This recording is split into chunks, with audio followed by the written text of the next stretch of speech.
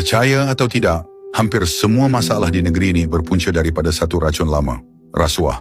Negeri kita kaya, bala, minyak, sawit, emas, hasil laut, semua ada. Tapi pelik, kenapa rakyat masih miskin? Sebab duit negeri sudah lama masuk poket orang atas, bukan ke poket rakyat. Jalan raya baru siap, tak sampai setahun sudah pecah balik. Lubang merata macam permukaan bulan. Projek berjuta, hasil macam jalan kampung. Kontrak masuk kroni, harga dinaikkan, kerja cincai. Duit rakyat hilang, kereta rakyat rosak hari-hari. Air pun sama. Negeri penuh sungai, hujan turun tiap minggu, tapi kampung tetap kering. Paip ada, tangki ada, tapi bila buka pili, angin keluar. Barang murah dipasang, duit markup hilang. Akhirnya rakyat bukan saja beli air mineral untuk minum, ada yang sampai tahap mandi dengan air mineral. Negeri kaya air, rakyat pula jadi bahan jenaka. Sekolah bocor, hospital uzur, pelajar belajar sambil tadah air hujan, pesakit berebut katil. Bajet berjuta diumum, tapi bila duit disapu, hasilnya macam tak ada bajet langsung. Masa depan generasi dan nyawa rakyat jadi taruhan. Orang kampung pula hilang tanah adat. Ladang sawit dan balak masuk, mereka dihalau keluar. Semua kerana lesen diluluskan senyap-senyap.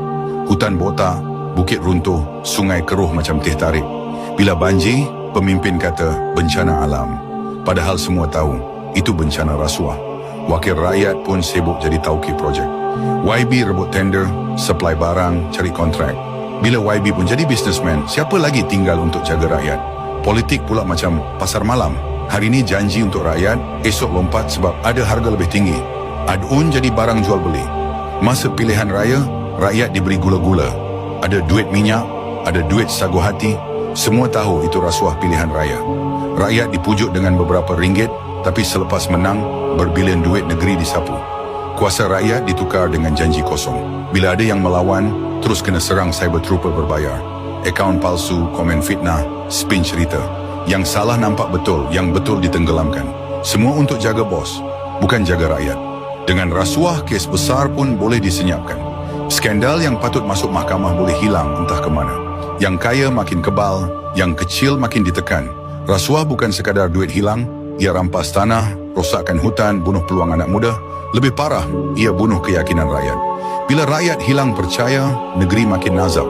Rakyat akan terus tersekat di kitaran yang sama sekiranya kita membenarkan rasuah. Jalan tetap rosak, air tetap kering, sekolah tetap bocor, hospital tetap uzur, tanah tetap hilang. Persoalannya, bila rakyat nak sedar, selagi diam, selagi itu rasuah bermaharajalela, negeri ini kaya, tapi rakyat makin miskin.